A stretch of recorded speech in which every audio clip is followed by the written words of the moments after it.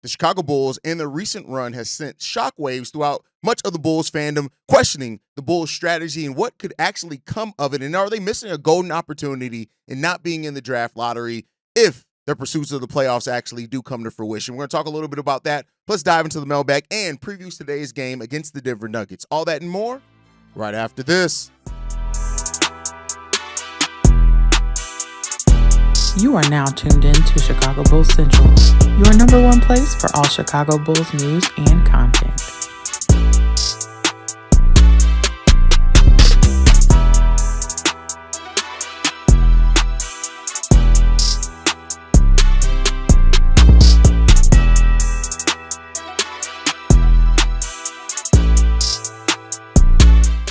What's going on, Bulls fans? Welcome to another episode of Chicago Bulls Central, your number one spot for everything Chicago Bulls related. I'm the host there, Haize, but more importantly, you guys can follow the channel at Bulls Central Pod on every social media platform we happen to be on. With that said, let's go ahead and get into this content for today, y'all. And so here's the thing, right?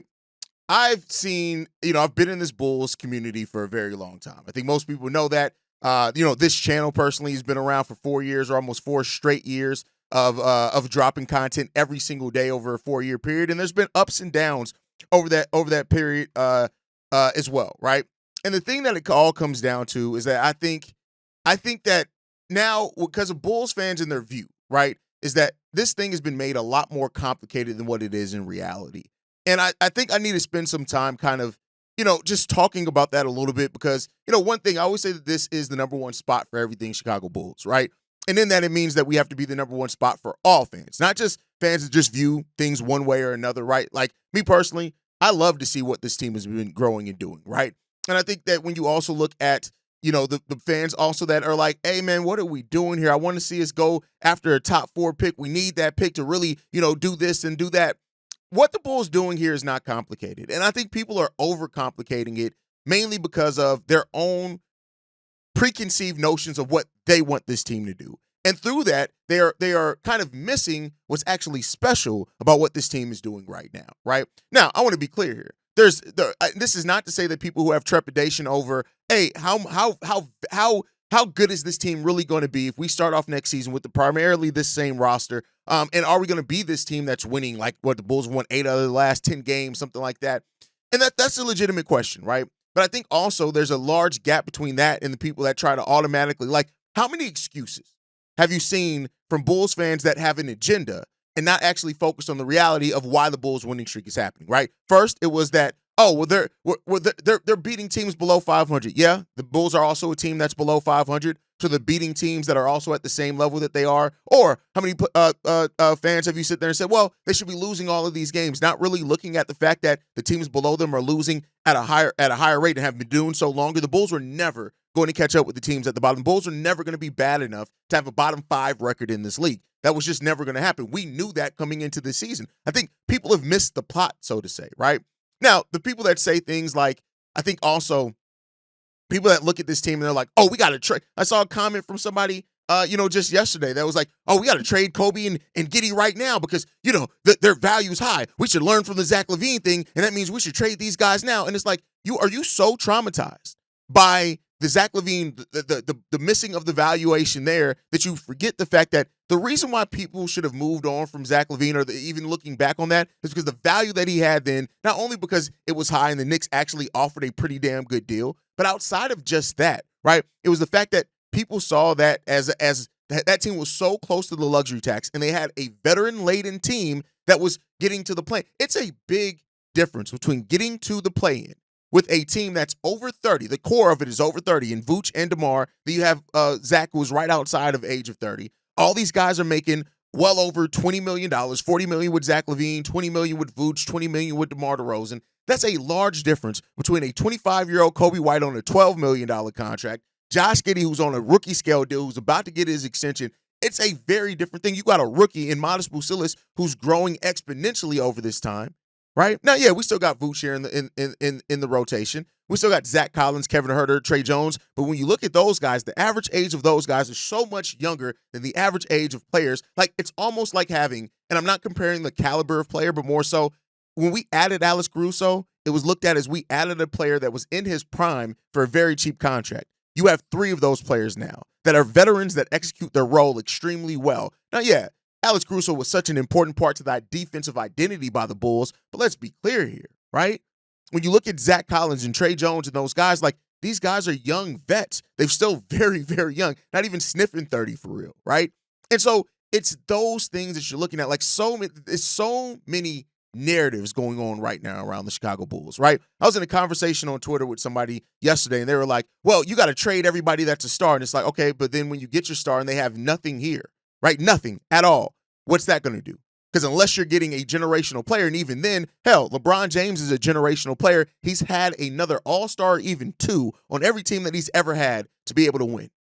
It just is what it is, right? So I think the plot is being missed here. Like, and there's a lot of conflation being done right now between 2 very different things, right? The Bulls, you can develop talent, and you should develop and cultivate your young talent and let it grow, right? And then, yeah, you could also say, well, somebody has to turn into the star. We eventually have to get one if we really want to win a title. But guess what?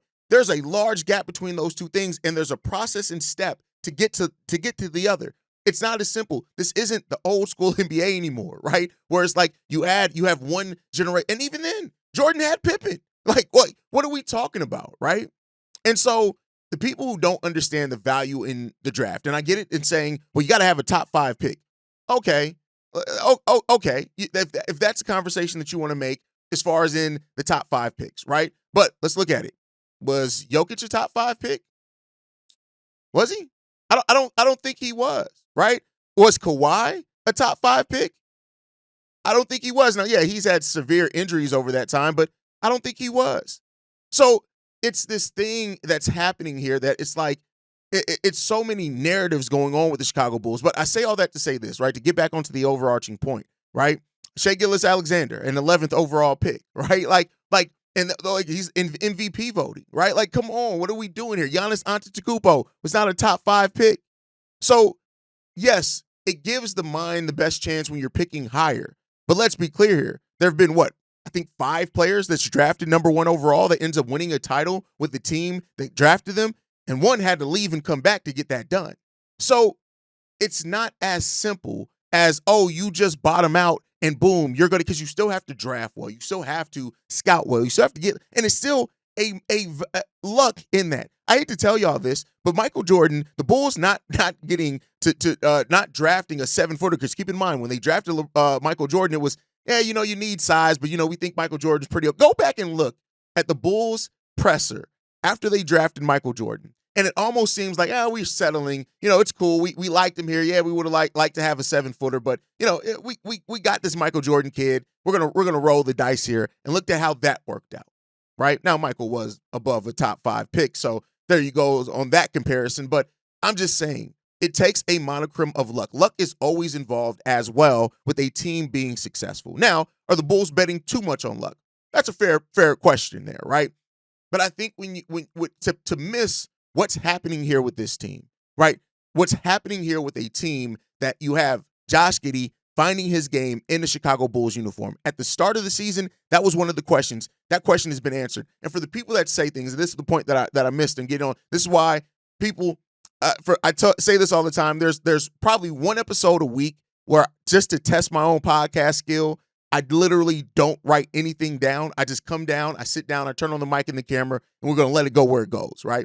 But in the people that look at this team and they say that you should trade everybody, right? That's not a star. You're missing the point of, okay, yeah, you got to have a top 5 talent or whatever way that you want to look at it, right? But you also have to develop the talent here. And I think that, yeah, the Bulls, winning right now at the rate that they're winning can be frustrating, especially for people who wanted to see or thought that this team had to bottom out to get to the ultimate place that they wanted them to go. But you still don't trust AK. Like, if AK is a bad drafter, he's a bad drafter, right? His chances of getting the bus is getting the bus regardless, right? And for the people that look at this team's run and look at it and go to saying, oh, well, they're beating teams below 500. Okay, yeah, they're below 500 teams. Oh, teams aren't trying. If you're watching these games and think these teams aren't trying to win, if you go back and look at that Lakers game and don't think that Luka and LeBron were disappointed in trying to win this game against the Chicago Bulls, you're stupid. I mean, I'm just gonna be 100% frank with you. You're stupid, and you're so caught up in what you want the outcome to be. You're trying to rationalize it and make it something that it's not. You're stupid, and that's literally the definition of stupidity. So like, if I offend you, I don't give a fuck. You're stupid. Like, and to even say that Houston Rockets team was trying. The Bulls won that one. The Phoenix team was definitely trying. I mean, they didn't win against the Houston Rockets, but there was a competitive game. The game against the Phoenix Suns, you trying to tell me that the Phoenix Suns weren't trying in that game? The Bulls were competitive in that game for basically the entirety of that game. Were the Sacramento Kings not trying in that game? If you think that, you didn't watch the game and you didn't watch the Bulls snuff them out defensively, right? Games against Cleveland, it wasn't really that competitive. Games against Indiana, that was competitive down the stretch. Like, the Bulls have been competitive against good teams, right? Now, they haven't been able to get over the hump and win some of those games because those other teams do have more talent, but you're missing the part. Like, developing is a huge part of it. And for so long, so many people talked about the Bulls not developing players. Let me raise my hand. I was one of those guys. Hello, how you doing? Right? And in this, you're seeing players. You're seeing Matas develop over the season. You're seeing Josh Giddey develop over the season, just in the way that if you look at how he's attacking now versus early in the year. You're seeing Coby White develop over this season, right? Like, he's becoming more consistent. And yeah, it's coming at the end of the season. And I know people, like, March basketball is really weird. Make no mistake about it. And were some of the teams tanking? Yeah, look at who Philly put out there at the end of that game. But then they ended up winning against the Chicago Bulls, right? Like there are definitely teams that are packing it in. But if you watch these games and watch it for objectivity rather than your own choosing narrative, you'll see that the Bulls are actually, and here's the thing that even taking that away, right? Josh Giddey deciding to attack the paint more, get to the free throw line, and Coby White deciding to attack the paint more and create and get to the free throw line and get himself in rhythm and create off passing. That's not something that's just happening with teams. Like, that's an intentional, right? That's an intentional thing. That's a mindset thing, a mindset switch that regardless of wherever teams are, if you keep that mentality up and develop that part of your mental part of the game, it can help you going forward. So this whole choosing narrative bullshit, stop it. Just stop it. Now, the Bulls got some tough tests ahead of them. And I said coming into this West Coast trip was really going to tell us how competitive this Bulls team really is. And guess what? The Bulls team has been pretty damn competitive over this West Coast trip. Now, Denver today is going to be another huge test, right? Denver is 45-27 on the season. They have an MVP candidate in Nikola Jokic on the team. Like, all those things are legitimate, right? You look at this team coming in today, over the last 5 games, they have a negative 3.3 net rating, which is 22nd in the NBA, which is wild. On the season, they are 8th in net rating. So, they're figuring that out. They've had some injuries, things like that. But this is a team that it's already been announced Jokic isn't playing today. But the Bulls cannot take their foot off the gas. This is a team that has pieces on it that were on the team that won a championship. And so because of that, you cannot take that lightly. So the Bulls are going to, listen, it's ultimately, people are arguing about things that are out of their control. What the Chicago Bulls decided to do is completely and utterly out of everybody's control. It just is what it is, my friends. And like, we going to get it. It's going to be okay, right? At the end of the day, I love seeing these players compete, and I love to see what's developing here by Chicago. It's not that complicated.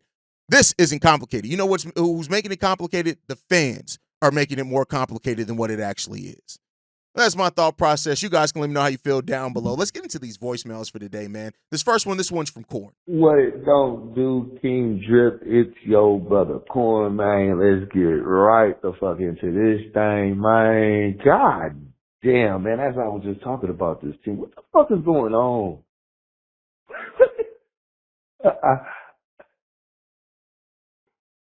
Oh my God. I just don't get it, Drip. I don't get it. What the fuck is going on? What is going on? What is actually happening? Like, after this Laker game, I am a loss for fucking words. I'm at a loss.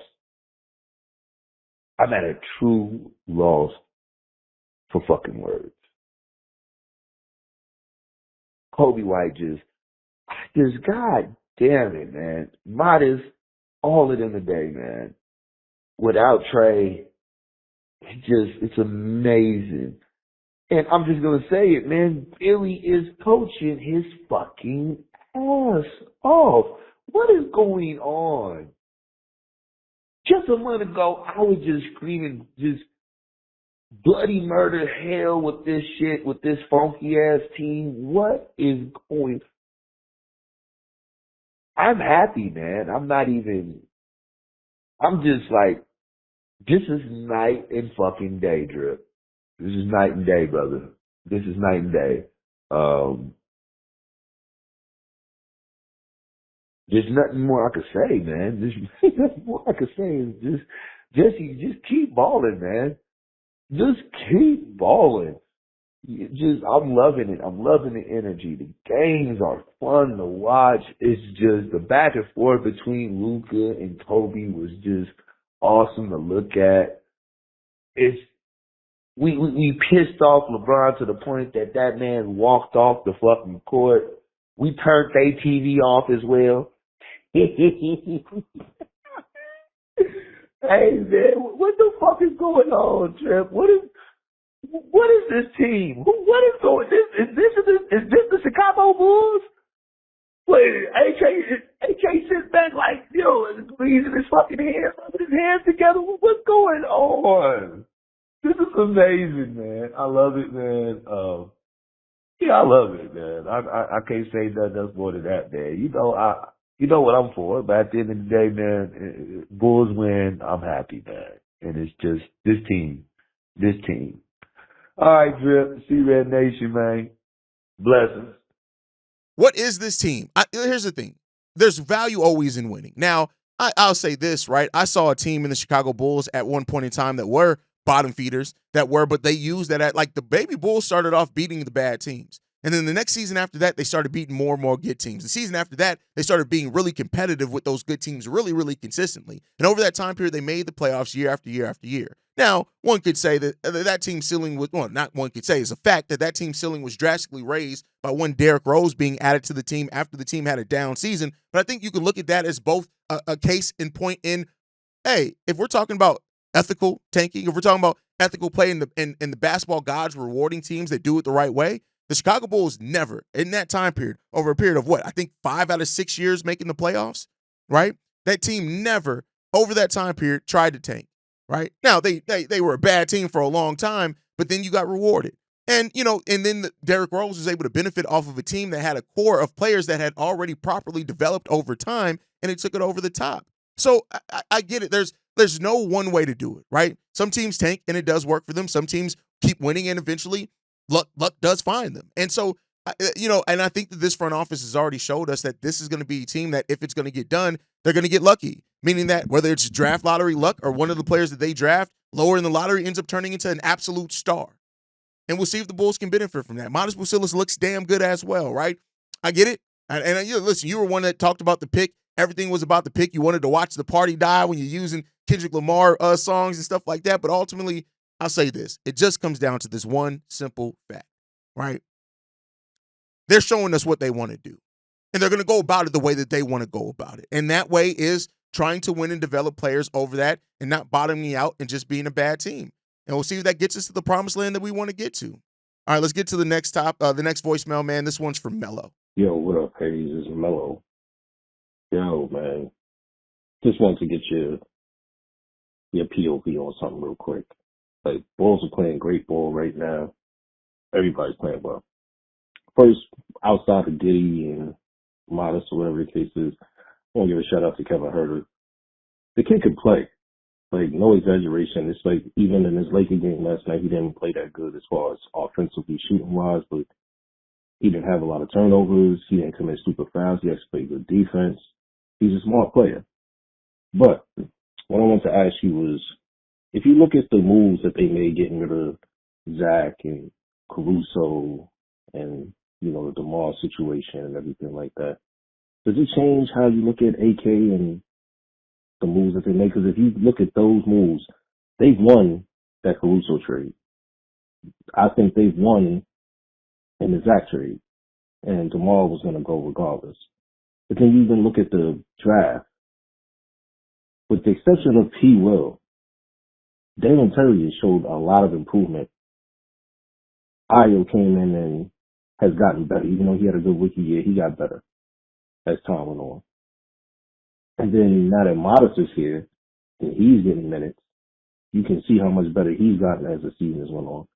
So, and then even with the guys they picked up in the trades like Zach Collins and Trey Jones or whatever, and it's like, yo, this team is actually all right as far as the moves they made and everything like that. And even Billy is coaching better, but I ain't gonna get into that. But what's your thoughts on AK and potentially doing the right thing with this team moving forward? Has it changed anything for you? All right, T-Red, talk to you soon. Kevin Huerter is a very smart system player, and you got to have players like that on your team that make everybody else look well. It just executes. And when his three balls falling as well, man, he's dangerous. Now, your question here is a great one. Does how the Bulls are playing now and some of the players, how they're playing, does it make me look at AK differently? Yes and no, right? Because I lost faith in AK. But then I realized this. AK made a ton of moves at the beginning that were all great, right? Bringing Alex Caruso in was a great move for the Chicago Bulls. Getting DeMar DeRozan. The trade for Nikola Vucevic, still questionable on what you gave up, right? But I don't know if DeMar comes here if it's not for that. The Lonzo Ball signing was an okay one. He just couldn't stay healthy, right? And the way that he built that team, drafting Ayo Dosunmu there and how he eventually grew and developed, right? So, like, AK's made more good moves than people realize, but the problem with AK has always been this, the moves to get over the hump. AK seems like, so far, a GM that can get you to the hump, but getting over that hump into the next realm, that's where he's failed at so far. Now, I will say this, he moved off what he said his strategy was going to be. AK came into this team saying his strategy was going to be to build organically, do it the right way through the draft over time. 6 months later, he made a trade, trading 2 first-round picks for an aging veteran big man that was a former All-Star, right? So you got to look at that. Like, I think if AK stays this course, this is the course that's going to more than that has the higher chance of getting him to where we want to be. I don't think the Bulls are ever going to be this huge free agent destination, so we're going to have to do it through organically developing players and drafting well. And that's why having our own draft picks over the next handful of years is important. But yeah, Kevin Huerter, the Zach LaVine trade ended up being much better than what we thought it was going to be. The Alex Caruso trade, hate to tell y'all this, but yes, the Bulls won the Alex Caruso trade.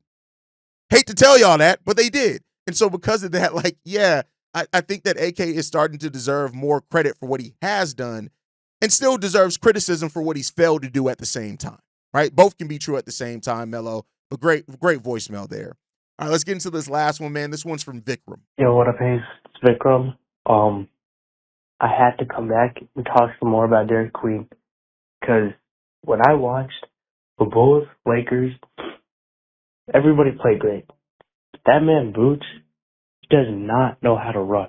Dude is 35-year-old man. He is slow as shit. Like, he is not the guy to build around. Well, obviously we're not building around him, but, like, building with, we get him off my team. I'm sorry, but, like, Vooch, he's, like, yeah, sure, he does good things. Like, he's a good hub on offense. Like, he was trying defensively against the Lakers, but, like, any fast break opportunity, you just see him, he's still in the backcourt. He's not running with the team. And that's why Derek Queen, we got drafted. You saw he doesn't let the moment get to him. We saw that with his game winner against in the round 32. We know he's got the fantastic footwork. He can shoot off both feet, which is really impressive. I think that runner was off the opposite foot. Those things are not easy to teach. That's a feel of the game that's really, really, really good.